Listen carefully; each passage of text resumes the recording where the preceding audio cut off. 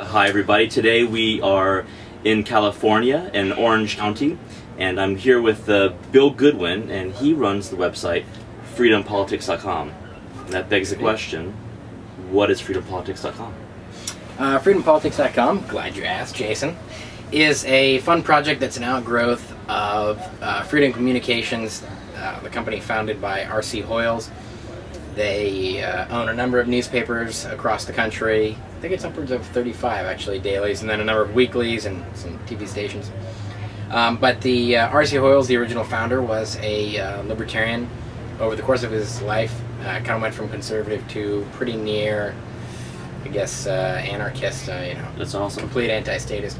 You know Pete Eyre. You and Pete were Koch fellows at the same time. How was that like? How was being involved with like the Koch Foundation and IHS and all that?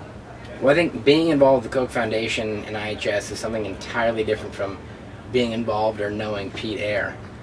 Knowing Pete Eyre is kind of like knowing the capacity of the human body to be a weapon, which is kind of what he is. It's a good thing he's on our side, right? Exactly, yeah. Exactly.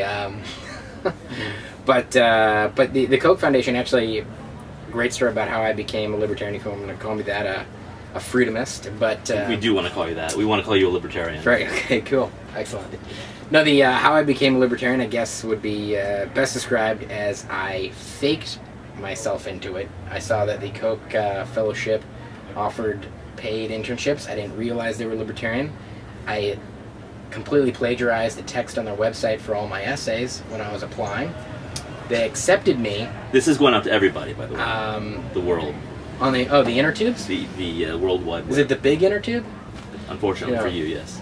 But sorry, go ahead. Yeah, just don't tell Justine Lamb this.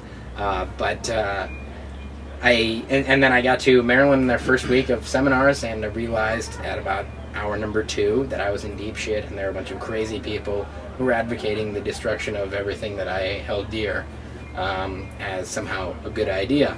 And then by about day 3, I think in part because of the massive amounts of free alcohol they had provided, I was a convert. So, are you still in this alcohol-induced haze, or it's stuff, right? Some would say so, judging from how I ended up after last weekend's. I attended a wedding reception, but no, I would say that it was a beautiful conversion experience, aided no doubt by the fermented fruit of the vine. But certainly not entirely because of that. Cool. But yeah. Well, that's the Institute for Humane Studies at theihs.org, I believe. I love them too. I mean, they helped me along my libertarian journey and just radicalized me with their great ideas. So yeah, everybody should go to a seminar of theirs.